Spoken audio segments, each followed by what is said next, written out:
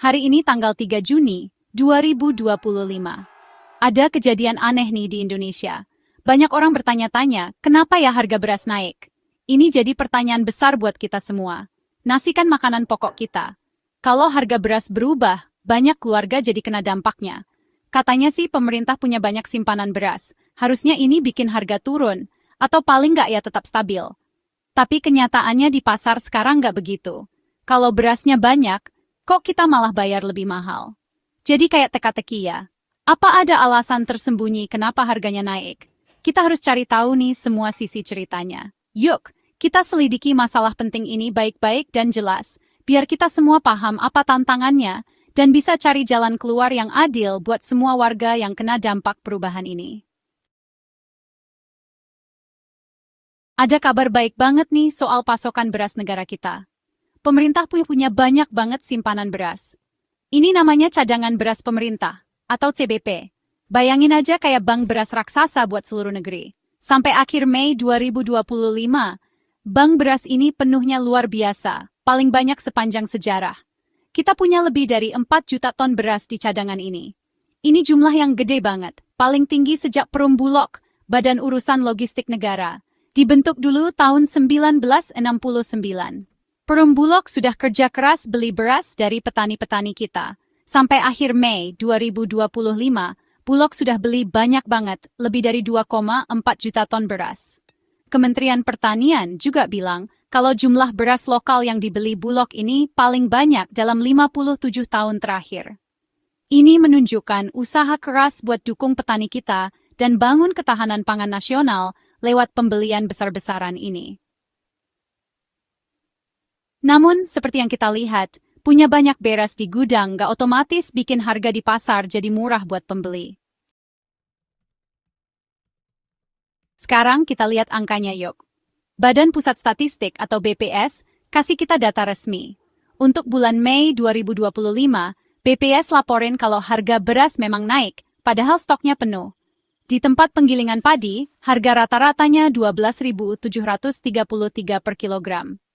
Ini sebenarnya turun dikit banget, 0,01% dibanding April 2025. Breakdown, tapi kalau dibandingin sama Mei tahun lalu, 2024, harganya lebih tinggi 2,37%. Untuk beras kualitas premium di penggilingan, harganya turun sedikit dari bulan ke bulan.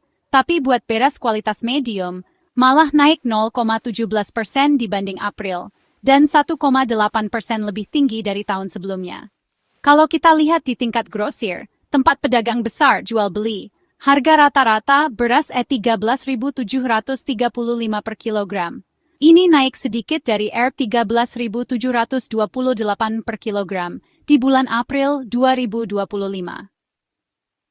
Jadi data BPS jelas nunjukin, walaupun gudang pemerintah penuh, harga yang dibayar orang di pasar pelan-pelan tapi pasti naik. Apa kata orang-orang di pasar? Yuk, kita dengar kata para pedagang. Di pasar induk beras Cipinang, pasar beras yang gede banget di Jakarta, pedagang bilang harga beras medium dan premium mulai naik sekitar minggu terakhir Mei 2025. Ini cocok sama data dari BPS. Pedagang-pedagang ini kan ada di barisan paling depan. Mereka lihat setiap hari berapa banyak beras yang masuk dan berapa banyak yang dibeli orang. Salah satu pedagang, namanya Sugianto, ngomong pas tanggal 2 Juni 2025. Dia bilang pasokan beras dari daerah pertanian itu seret. Kata seret ini artinya langka atau macet, alirannya nggak lancar gitu. Dia yakin pasokan yang terbatas dari daerah penghasil ini jadi alasan utama kenapa harga naik. Pak Zulkifli Rasyid, Ketua Koperasi Pasar Beras Cipinang, juga kasih pendapatnya di hari yang sama. Para pedagang khawatir karena ini bikin usaha jadi nggak bisa ditebak dan bisa pengaruh ke penghasilan mereka sama kemampuan orang biasa buat beli beras. Bagian 5 update pertanian, beras lebih banyak tapi ada kekhawatiran. Yuk kita lihat produksi beras dari sawah-sawah kita. Menurut data BPS, dari Januari sampai April 2025, produksi beras nasional kita lumayan bagus. Kita menghasilkan 14,01 juta ton beras. Ini kenaikan besar, 26,54% atau sekitar 2,94 juta ton Dibanding waktu yang sama di tahun 2024 pas, kita produksi 11,07 juta ton. Namun, BPS juga catat ada perubahan mulai April 2025.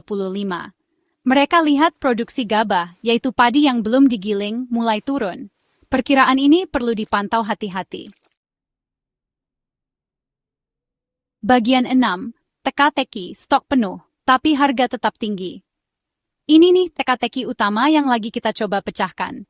Gudang-gudang beras pemerintah yang diurus Bulog penuh melimpah dengan beras yang jumlahnya rekor. Logikanya, jumlah yang banyak ini harusnya bikin harga di pasar stabil atau malah lebih murah. Tapi, seperti yang kita lihat dari data BPS dan dengar dari pedagang, harga beras buat pembeli malah merangkak naik.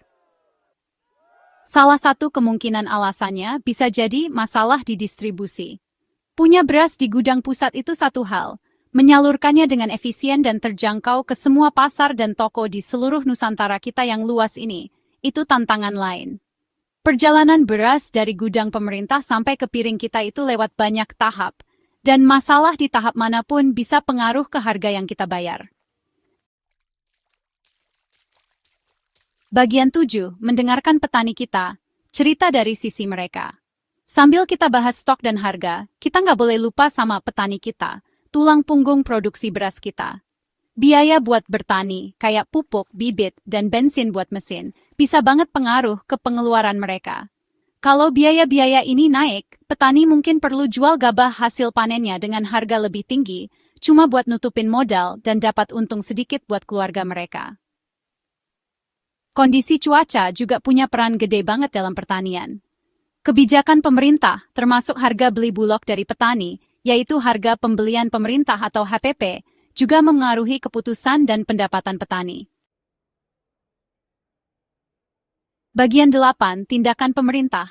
Apa yang sedang dilakukan? Pemerintah sadar kok sama situasi harga beras yang naik ini. Ini bukan sesuatu yang diabaikan. Malah, BPS sendiri sudah nunjukin tren kenaikan harga beras ini pas rapat penting. Itu rapat koordinasi pengendalian inflasi yang diadain Kementerian Dalam Negeri tanggal 26 Mei 2025. Di rapat yang sama, Badan Pangan Nasional atau Bapanas juga ikut bicara. Break time point to liba. Bapanas bilang perlu ada semacam tindakan karena kenaikan harga beras ini. Pencapaian cadangan beras atau CBP yang rekor tingginya juga disebut sama Menteri Pertanian sebagai keberhasilan dari terobosan strategis. Tantangannya sekarang adalah memastikan strategi ini benar-benar jadi harga yang stabil dan terjangkau buat konsumen akhir. Bagian 9. Mencari jawaban. Gimana caranya bikin beras terjangkau untuk semua? Jadi, apa yang bisa dilakuin buat mecahin teka-teki harga beras naik padahal lumbung kita penuh? Tujuan utamanya adalah mastiin beras tetap terjangkau buat semua orang Indonesia. Sambil juga mastiin petani kita dapat penghasilan yang adil buat kerja keras mereka. Satu langkah penting adalah mastiin rantai distribusi itu efisien dan transparan. Kalau ada sumbatan atau biaya, nggak perlu yang nambah pas beras pindah dari petani ke Bulog, terus ke pedagang besar, dan akhirnya ke pengecer. Ini perlu dicari tahu dan diatasi. Memperbaiki infrastruktur, ngurangin hambatan logistik, dan mastiin persaingan yang adil antar pedagang, bisa bantu tekan biaya perantara ini. Teknologi juga bisa berperan bikin rantai pasok lebih kelihatan dan efisien buat semua pihak yang terlibat. Komunikasi yang terbuka antara pemerintah, petani, pedagang, dan konsumen juga penting banget buat bangun kepercayaan dan kerjasama menuju harga beras yang stabil dan adil buat kepentingan seluruh bangsa.